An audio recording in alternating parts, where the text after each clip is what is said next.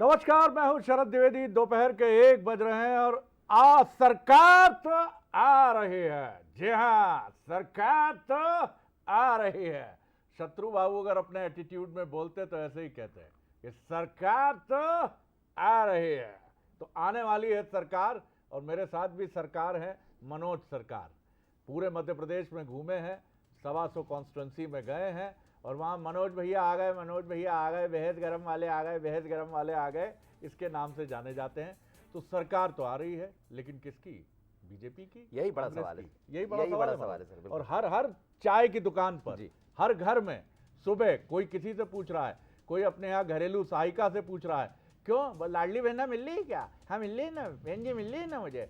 तो कहाँ गया, फूल पे गया क्या मामला? हाँ बिल्कुल जी, सही कह रही हो आप, लेकिन वो मेरे हस्बैंड जो है ना वो पंजे वाले हैं। तो ऐसी ऐसी चर्चाएं मनोज जी घर घर में चल रही, और इसीलिए सर चर्चा चल पड़ी कि सरकार तो आ रही है। सरकार तो आ रही है किसकी? और यही आज हमारे कार्यक्रम का फिर लुब्बेलुआब रहेगा। अलग अलग विषय रहेंगे, सब्जेक्ट्स रहेंगे जिनको लेकर हम बात करेंगे और बंसल न्यूज पल पल का अपडेट मुहैया कराएगा। लेकिन सबसे पहले मनोज के जरिए जानिए कि इलेक्शन एक्सप्रेस कैसी दौड़ रही है। मनोज।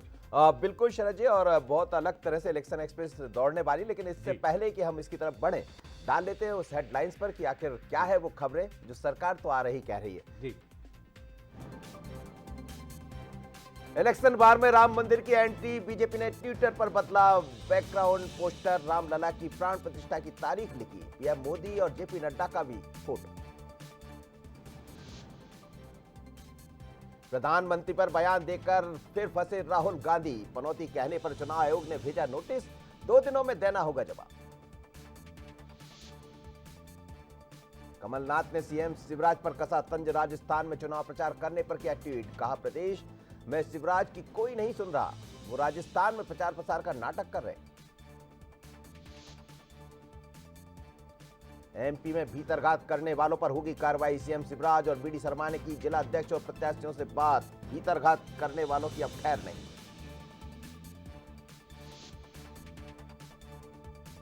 और छत्तीसगढ़ में मतगणना के पहले नियमितीकरण की मांग तेज, अनियमित कर्मचारियों ने 10 सूत्री मांगों को लेकर मुख्य सचिव को सौंपा ज्ञापन, मांगे पूरी न होने पर प्रदर्शन की चेतावनी।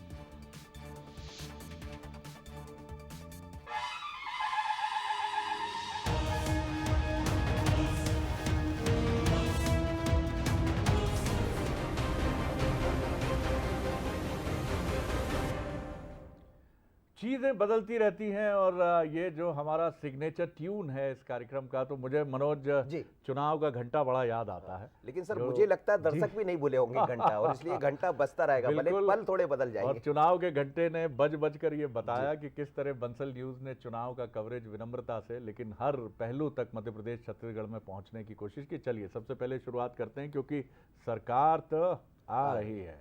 सबसे पहले मतगणना से पहले सट्टा बाजार गर्म हो गया है सर, और फलौदी सट्टा बाजार जो राजस्थान का है, जोधपुर के पास है, ये यहाँ सबसे एक्यूट, सबसे परफेक्ट माना जाता है।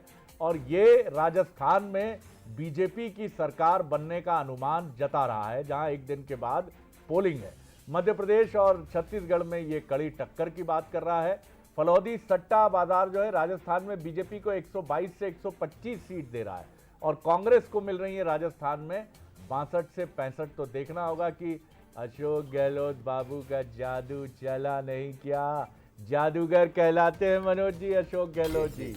तो देखते हैं कि वहां जादू चला कि नहीं। मध्य प्रदेश की बात करें तो बीजेपी को 114 से 116 सीट का अनुमान है। तो ये गजब करते रहते हैं भैया। ये कांग्रेस का है, मुझे लगता है कांग्रेस का अनुमान है ये। मध्य प्रदेश में कांग्रेस का 114 से 116 सीट का अनुमान है और बीजेपी की बात करें तो 110 से 112, यानी ड्राइविंग सीट पर यह सट्टा बाजार मध्य प्रदेश में कांग्रेस को दिखा रहा है कि कांग्रेस जो है वो बहुमत के एकदम नजदीक है, ऐसा ये सट्टा बाजार दावा कर रहा है। छत्तीसगढ़ की तरफ चलें तो सट्टा बाजार कांग्रेस को वहां 47 से 52 सीटें दे रहा है, यानी फलौदी सट्टा बाजार की माने तो वहां कांग्रेस की सरकार बन रही है और भारतीय जनता पार्टी को 39 से 45 सीटें मिलने का अनुमान फलौदी साहब, यानी फलौदी सट्टा बाजार साहब दिखा रहे हैं, जता रहे हैं। तो चलिए आपको ग्राफिक्स के जरिए भी हमने ये बताया है।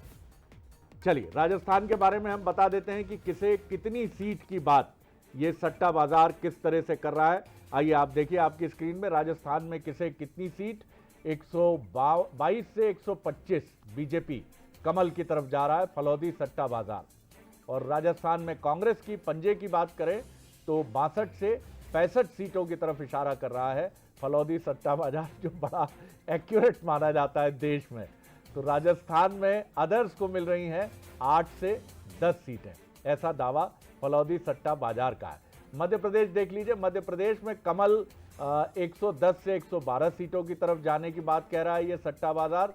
और अगर हम बात करें कांग्रेस की तो ड्राइविंग सीट पे है कांग्रेस, आगे की सीट पर बैठी हुई है और बहुमत की तरफ बढ़ती सट्टा बाजार के मुताबिक दिख रही है 114 से 116 सीट। तो ये मध्य प्रदेश का अनुमान है जहां बीजेपी 110 से 112, लेकिन कड़ा मुकाबला, टक्कर का मुकाबला, और क्या उलट पुलट हो जाए ये तो वक्त बताएगा। छत्तीसगढ़ में 39 से 45 बीजेपी के लिए, it is quite surprising sir, क्योंकि बीजेपी बहुत पीछे मानी जा रही थी।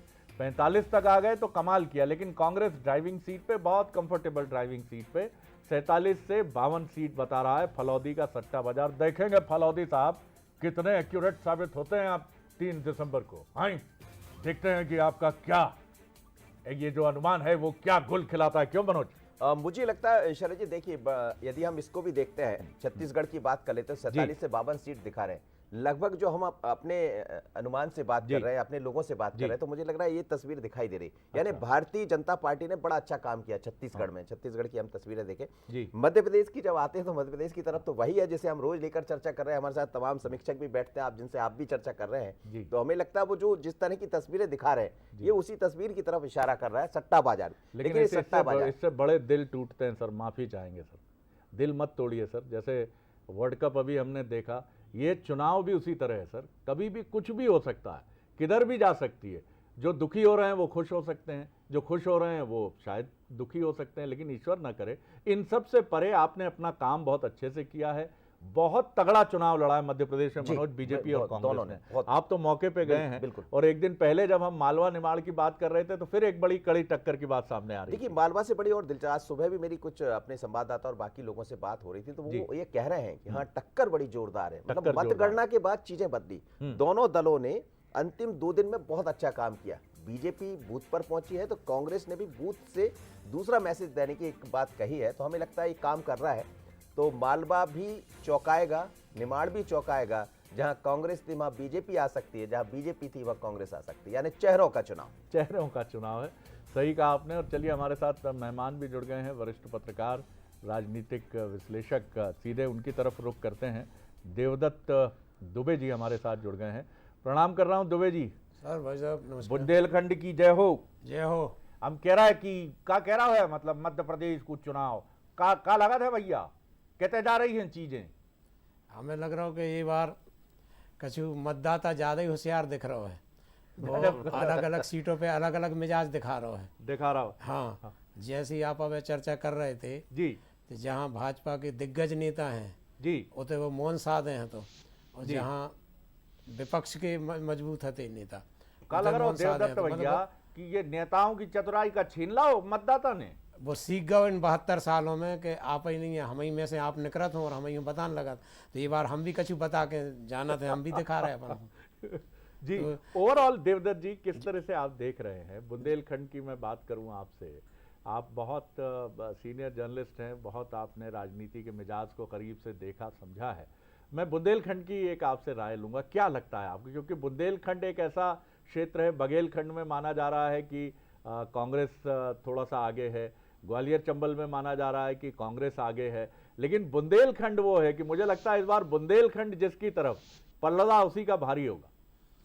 बुंदेलखंड की लगभग 26 सीटों पे 1 दर्जन सीटों पे तो त्रिकोणीय मुकाबले की स्थिति बन गई थी, और जहां सीधे मुकाबले हैं, बड़े कड़े मुकाबले हैं, बड़ा जो बीजेपी के दिग्गज जो प्रत्याशी अधिकांश वहां से आते हैं, उन्होंने बड़ा चैलेंज को वो किया है, बहुत कठिन चुनौती को उन्होंने सामना किया है। क्योंकि एक तरह से जो कहते हैं ना, बुंदेलखंड एक तरह से जब भी बगावत करता है तो वो होता है, बगावत पूरी थामी और एक मुकाबले को सभी जगह बराबरी पे ले आए। और अंत 3 दिन बुंदेलखंड की राजनीति में बड़े महत्वपूर्ण रहे, जब भाजपा के दिग्गज नेताओं ने पूरी ताकत झोंक कर एक तरह से हर जगह जहाँ वो लग रहा था कि ये पिछड़ रहे, वहाँ बिल्कुल बराबरी की स्थिति ला दी। और इतना गजब का चुनाव हुआ है बुंदेलखंड में। मैं कहूँगा कि आप भी घूमने गए थे कुछ सीटों पर, यदि आप कहीं रुकेंगे नहीं, बात नहीं करते, तो पूरा बिल्कुल एकदम से माहौल एक तरफा दिख रहा था। लेकिन जब थोड़ा रुक के निकल के जनता के बीच जाओ बात करने, तब थोड़ा कड़ा मुकाबला दिखा है। तो बुंदेलखंड वाकई में इस बार बुलंदियों पर रहने वाला बिल्कुल है। लेकिन आपने ये बात बिल्कुल सही कही है कि इस बार मुझे लगता है कि जीत हार का मार्जिन हर सीट पे, जो हमने 2020-21 में बाई इलेक्शन में देखा था 55,000, जबरदस्त 40,000, 45,000, वो इस बार मुझे लगता है कि काफ़ी नीचे भी जाएगा। और इस बार अधिकांश सीट जहाँ पर अच्छे ढंग से जीतेगा प्रत्याशी, वो 20 से 30 हो सकता है। और नज़दीकी मुकाबले की मुझे लगता है 60 से 65 सीटें होंगी, जहां आपको 500 से लेकर 5,000 या 7,000 के बीच में सीटों का निर्णय होता हुआ दिखाई दे सकता है। 60 से 65 सीटें, सब नोट डाउन इसको कर लीजिएगा। बने रहिएगा देवदत्त जी हमारे साथ। हम छत्तीसगढ़ का रुख करते हैं और सट्टा बाजार छत्तीसगढ़ के चुनावी सीजन को लेकर भी बराबर अपनी राय दे रहा है। और फलौदी सट्टा बाजार का जो ताज़ा सर्वे जो कह रहा है, पहले उसको देख लीजिए। ये भी बीजेपी कांग्रेस के बीच में एक नज़दीकी मुकाबला बता रहा है। हालांकि कांग्रेस काफ़ी आगे दिख रही है। काफ़ी आगे से मतलब है कि 39-45 बीजेपी है, तो 47 से 52 कांग्रेस को बता रहा है। यानी बीजेपी एकदम गले गले तक पहुंच गई है कांग्रेस के। तो ये बहुत बड़ी बात है।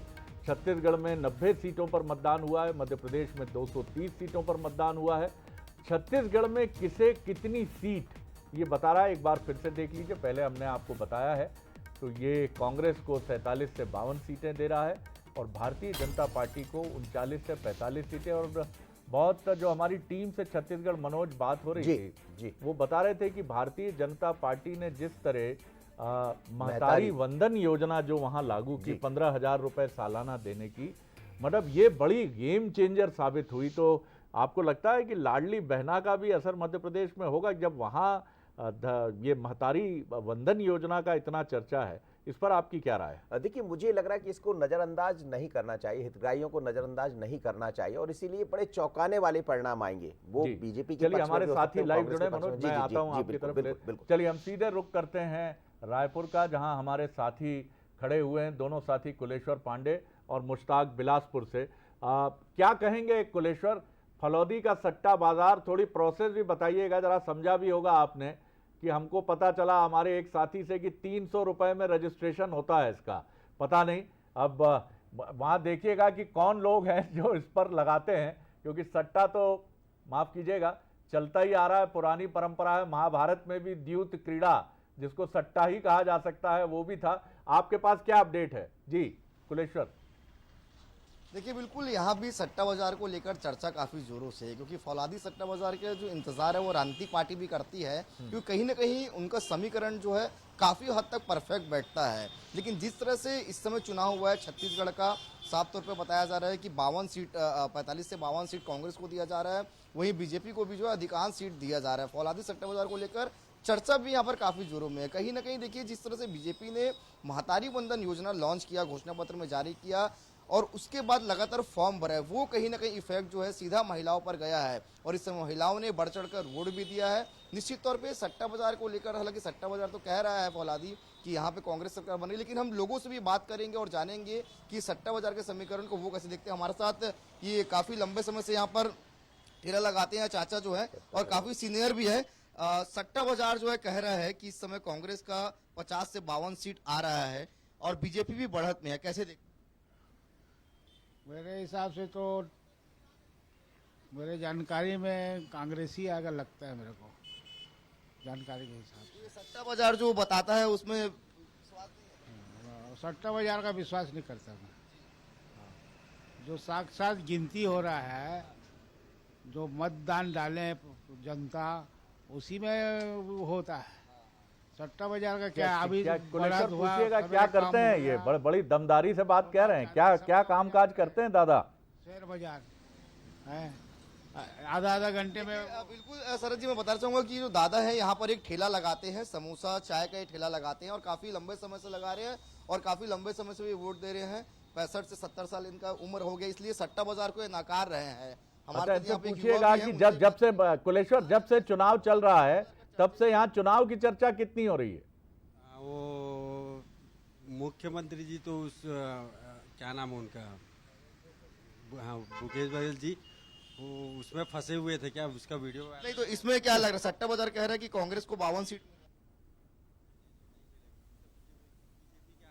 चलिए, ऑडियो आपका नहीं आ रहा है। चलिए, मुश्ताक हमारे साथ है, मैं लौटता हूं कुलेश्वर आपकी तरफ।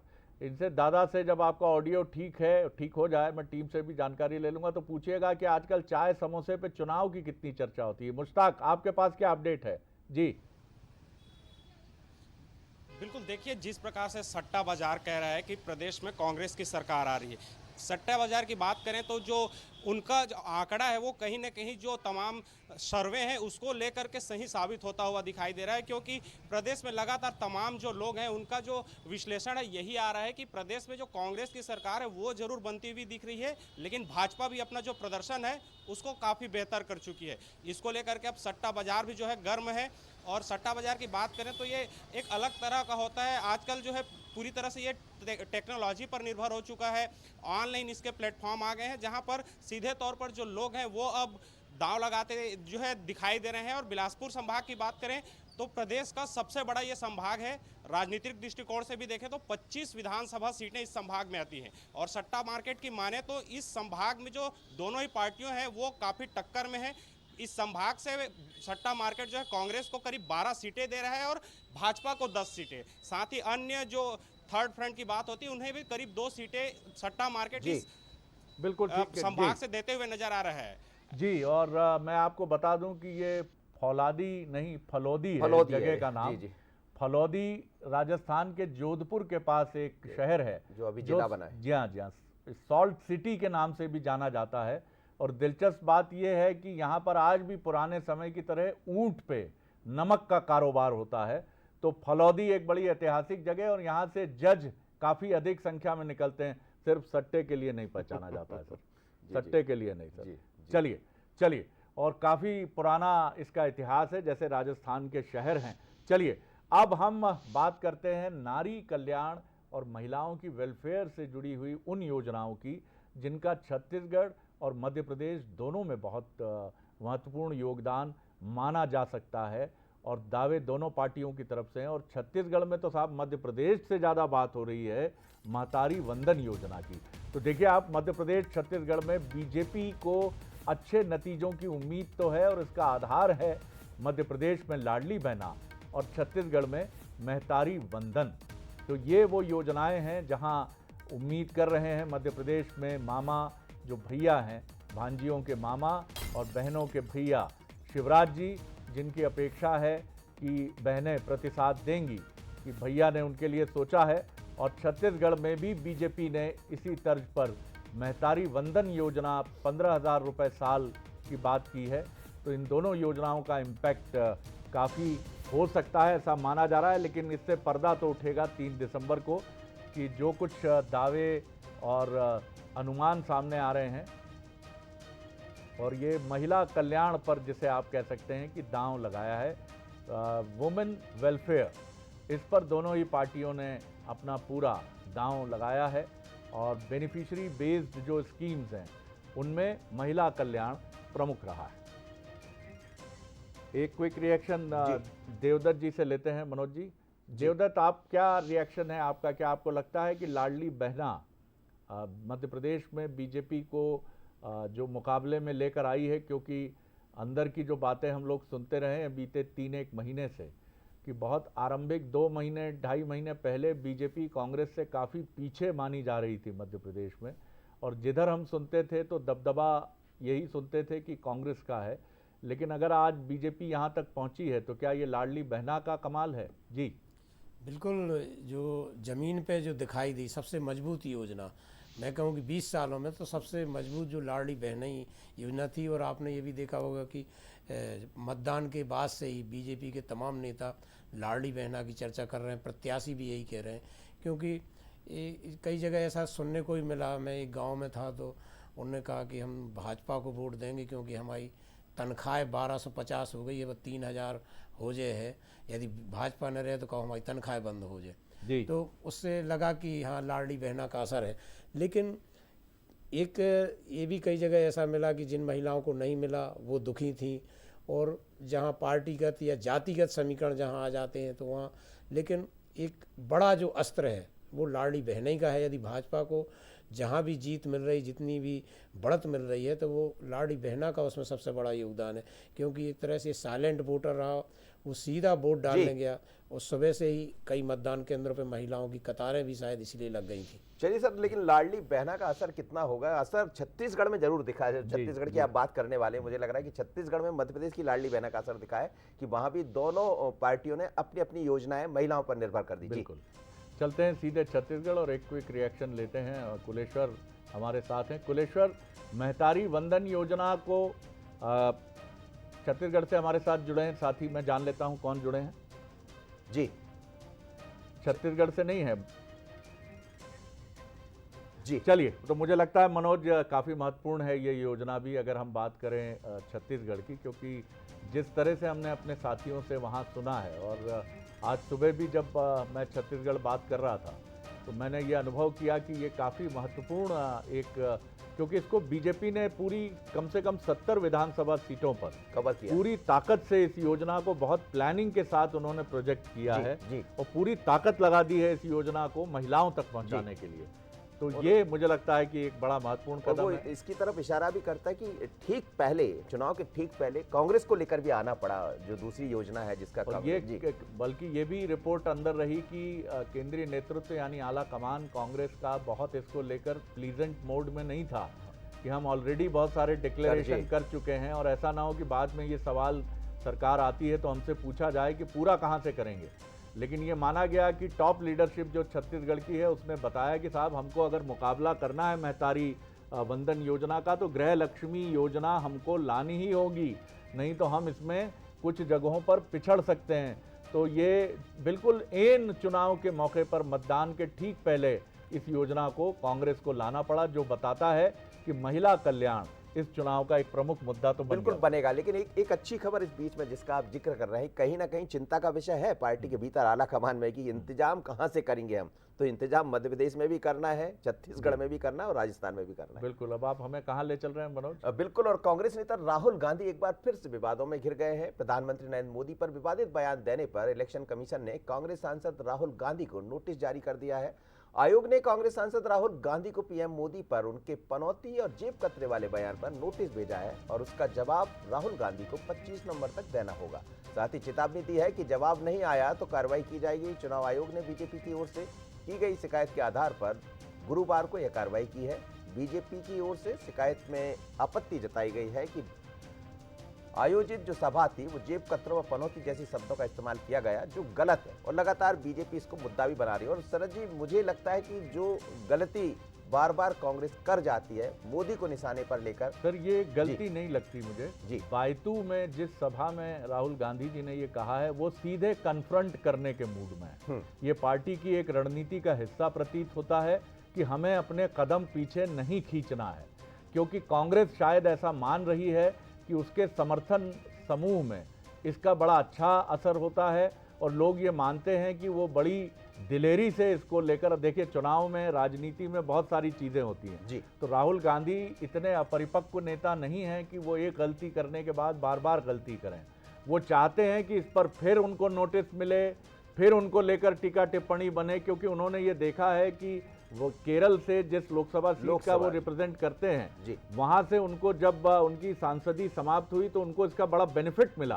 तो अब बल्कि मुझे तो ये लगता है कि वो चाहते हैं कि उनके खिलाफ इस तरह की कार्रवाई हो, एक्शन हो, और जो सहानुभूति का एक एलिमेंट होता है वो उसका लाभ उनको मिले। क्या कुछ कहा है राहुल गांधी जी को नोटिस मिलने पर जो मौजूदा विधायक भी हैं और उम्मीदवार भी हैं दक्षिण पश्चिम से, पूर्व कैबिनेट मंत्री पीसी शर्मा जी ने क्या कहा है, जरा सुन लीजिए। पनौती किसका नाम लिया? ये मतलब ये कि वो खुद ही मान रहे कि हम पनौती हैं, भाई किसी का नाम नहीं लिया, पनौती के रहते ये हुआ है। तो ये तो एक राजनीति में दाएं बाएं सब कहते हैं, और जो समझ जाए तो मतलब वो समझ रहा है, इसका मतलब है चुनाव आयोग और सरकारों में कोई अंतर है क्या? एक ही है, एक ही बॉडी है, तो देंगे। उसका पार्लियामेंट पार्षद है, वो कहेंगे कि नोटिस दो तो नोटिस चला जाएगा। T20 में जीत गए ना, उसी वही ऑस्ट्रेलिया, वही मैच जीत गए कि कोई वहां गया नहीं, दबाव नहीं था। ये दबाव के रहते आ रहे हैं, इसकी जिम्मेदारी लेना चाहिए उनको। पीसी शर्मा भी मनोज अपनी स्टाइल में ही बात करते हैं। क्या है, कौन है, ये सब एक ही तो हैं। किसकी बात कर रहे हो आप, किधर जा रही है चीजें? अरे क्या मेरे से क्या पूछ रहे हो? जो समझ गया वो समझ गया, जो नहीं समझे वो नहीं समझे। गजब बात करते हैं। कई बार यही एक पहचान बन जाती है कैंडिडेट की। और आप देखिए पीसी शर्मा ने जब चुनाव भी लड़ा तो इसी स्टाइल में, और वो जनता पसंद भी लेकिन व्यूअर्स चाह रहे होंगे कि आखिर राहुल गांधी ने, जिन्होंने नहीं सुना है वो बयान, एक बार सुन लीजिए राहुल गांधी जी ने क्या कुछ कहा था बायतू की उस सभा में। जी, पनौती पनौती पनौती, वो अच्छा भला वहां पे, अच्छा भला हमारे लड़के वहां पे वर्ल्ड कप जीत जाते, वो वहां पे पनौती हरवा दिया। टीवी वाले ये नहीं कहेंगे, टीवी वाले ये नहीं कहेंगे, मगर जनता जानती। टीवी वालों को भी पकड़ लेते हैं राहुल जी, हमेशा पकड़ते हैं। हाँ, कि आप तो बोलोगे नहीं। अब अरे भैया, मतलब ये भी एक बड़ी राजनीति की बड़ी राहें जो हैं, किस तरह से कहाँ दौड़ के कहाँ पहुंचती हैं।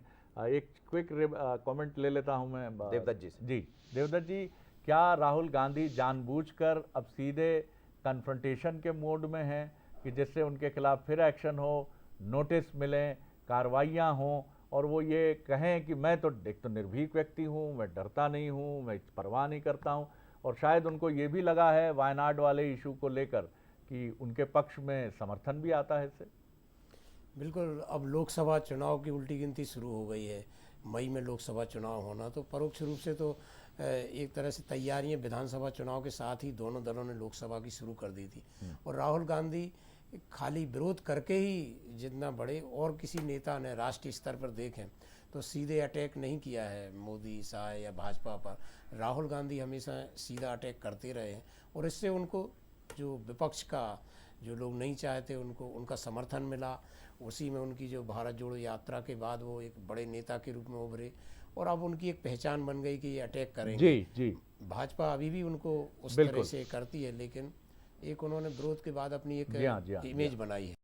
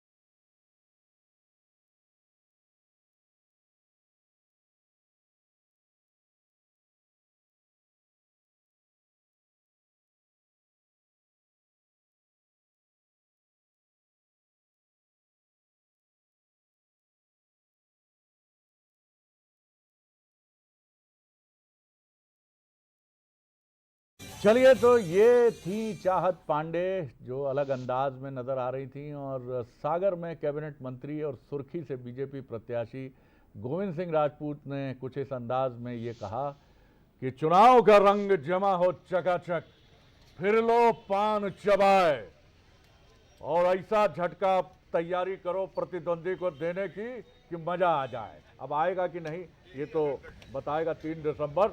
लेकिन गोविंद जी बढ़िया किया है कि बढ़िया से पान खाए हैं और तैयारी से एकदम चौचक नजर आ रहे हैं। बिल्कुल वाह वाह वाह गोविंद जी, वाह, कमाल कर दिए, कमाल कर दिए, वाह।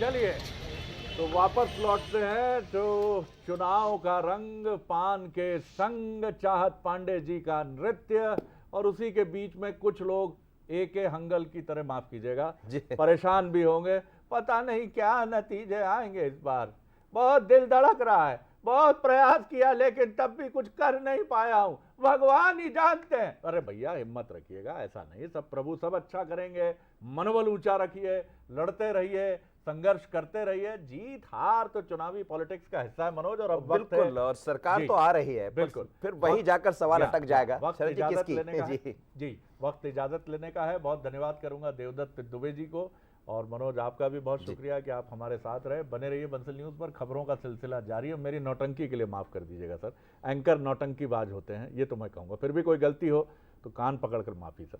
नमस्ते।